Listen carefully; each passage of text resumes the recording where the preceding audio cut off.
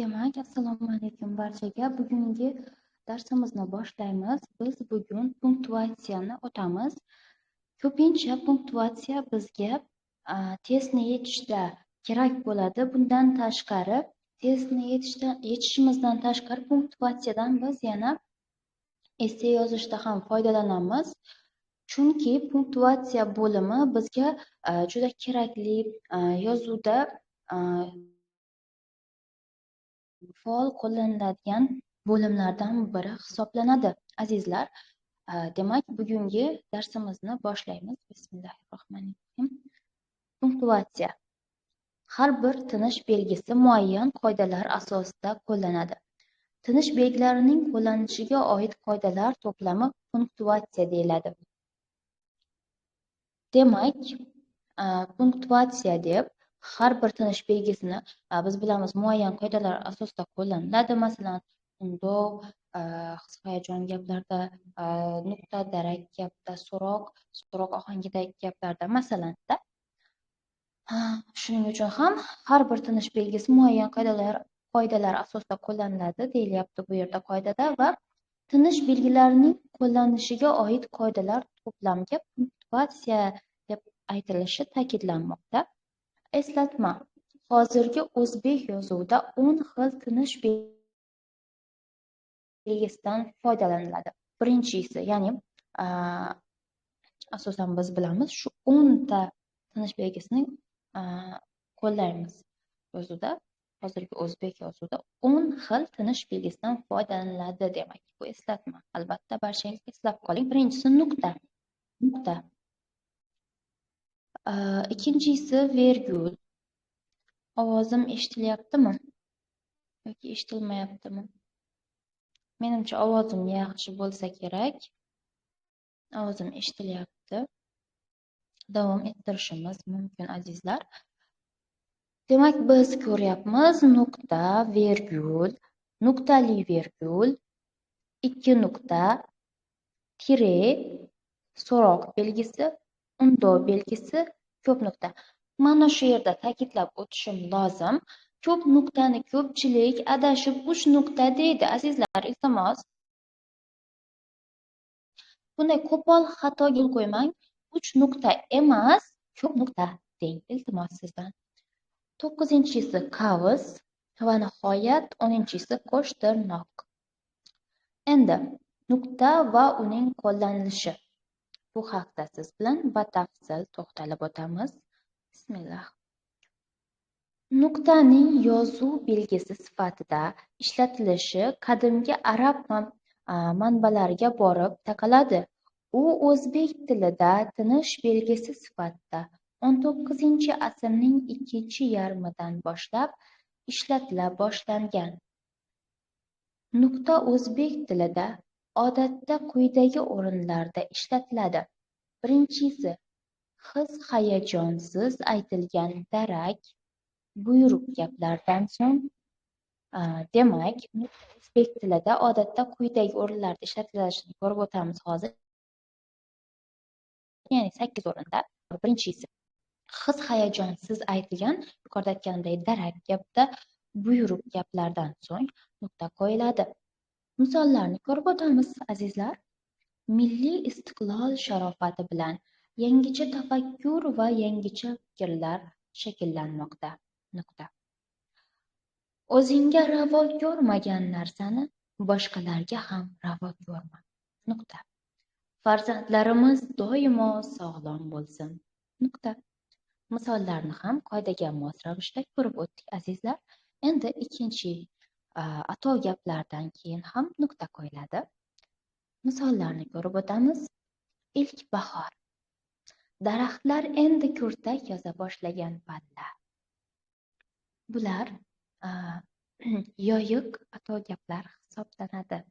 Shuni ham eslatib o'taylik. Ya'ni bir so'zdan iborat bo'lsa, yig'ik ato gap, undan ortiq so'zdan iborat bo'lsa, yoyiq ato gap hisoblanadi, azizlar. Demak, ato gaplardan keyin ham nuqta qo'yiladi. Misollarda esa buni ko'rib o'tdik. Uchinchisi, ismi, otasining ismi, ba'zan familiya ham qisqartirilganda ularning birinchi harfidan so'ng nuqta qo'yiladi. Masalan, M. Behbudiy, A. Fitrat, A. Cho'lpon kabi, ya'ni Abdulhamid yoki Abdurauf Fitrat. Masalan, Abdurauf deb o'tirmaydi, A. Fitrat. Shuningdek, ya'ni bosh harfi yoziladi, familiyasini nuqta qo'yib ismi yozib ketiladi. Unda ham nuqtadan foydalanamiz. Ya'ni biz mana shu kabi misollarda ko'rib o'tdik. Buni faqat bu misollarda emas, o'zimizni oddiy ism familiyamizda ham qilishimiz mumkin. Masalan, men Qurbon Gulasarov kabi ijodkorlarning nomi hamisha barhayotdir. Ya'ni bu yerda M. Behbudiy, A. Fitrat, A. Cho'lpon kabi ijodkorlarning nomi hamisha barhayotdir gapi berilgan. Va bu misol orqali bizga nimani ko'rsatmoqchi? Ya'ni ism, otasini ismi, ba'zan familiya qisqartirilganda ularning birinchi harfidan so'ng nuqta qo'yilishini ko'rsatmoqchi misolda. Endi esa qolgan misollarni ko'rib o'tamiz.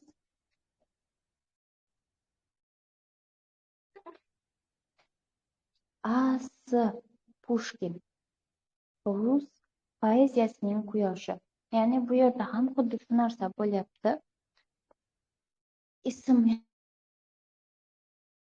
yozyapti, ammo boshqa narsalar, ya'ni familiya, ota ismi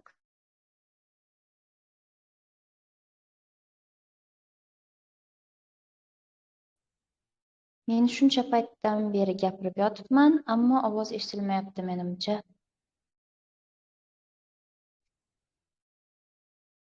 Gullola, siz eshityapsizmi? Agar eshitayotgan bo'lsangiz menga javob bering. Qayerda ovozim yopilib qoldi?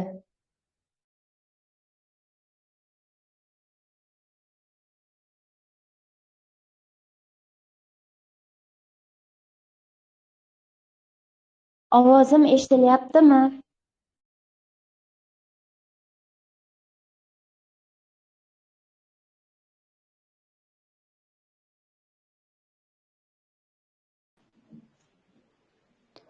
Ato gaplardagi shu Pushkinni nuqta qo'yib ishlatilishiga qolib ketdik. Shu yerda qolib ketdik. Xo'p, rahmat. Aha.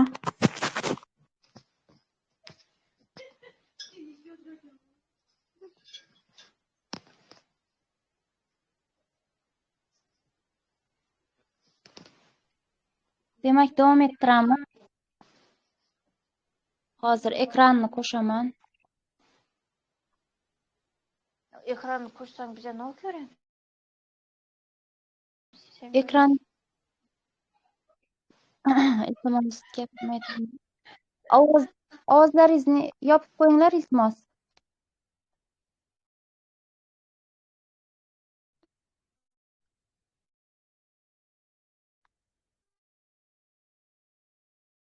Mayli.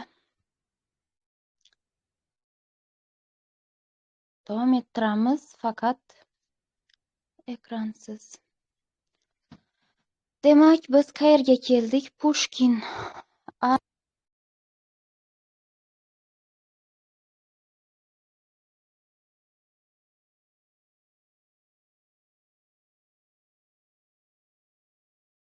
Ovoz eshitilyaptimi? Qayerda to'xtab qoldik?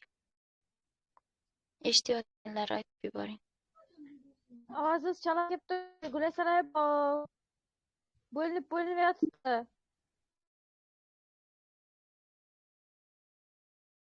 Oxirida qayerda to'xtadik?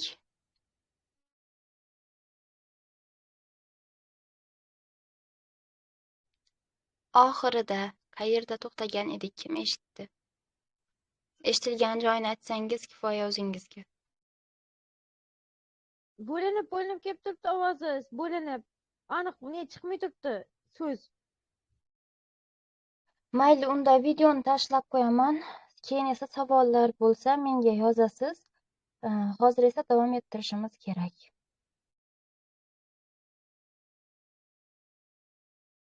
Bo'ladimi?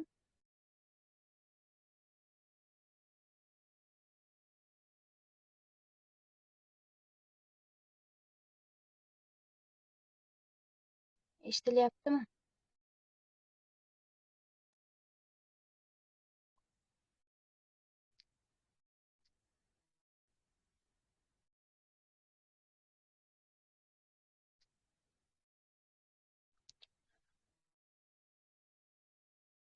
Demak, davom ettiraman.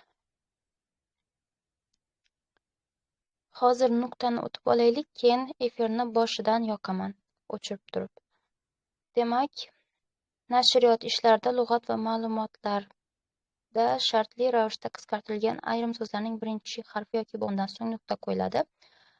Va, sh, ki va shu kabilar degani, s nuqta t so'zlar shu tilida degani, gh nuqta gh G'ofur G'ulom degani, nav nuqta bu Navoiy degani, toshki nuqta Toshkent degani, o'qituvchi qo'shtirnoq ichida nashr nuqta va keyin nuqtali virgul 1995 yil.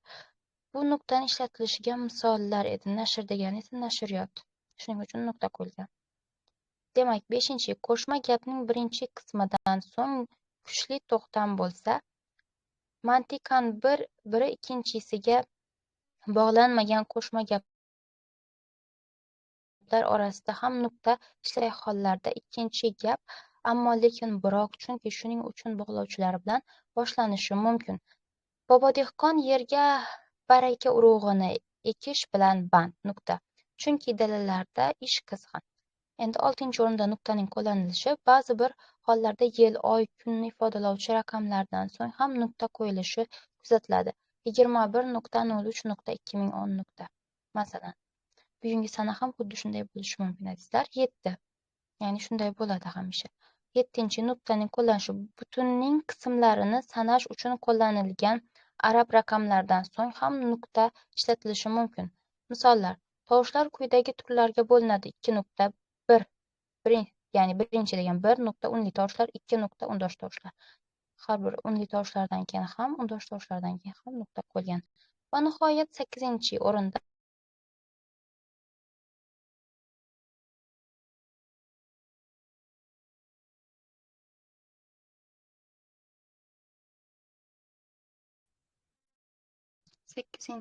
nuqtaning ishlatilishi hisob-kitob ishlarida nuqta belgisidan ko'paytiruv alomati sifatida foydalaniladi.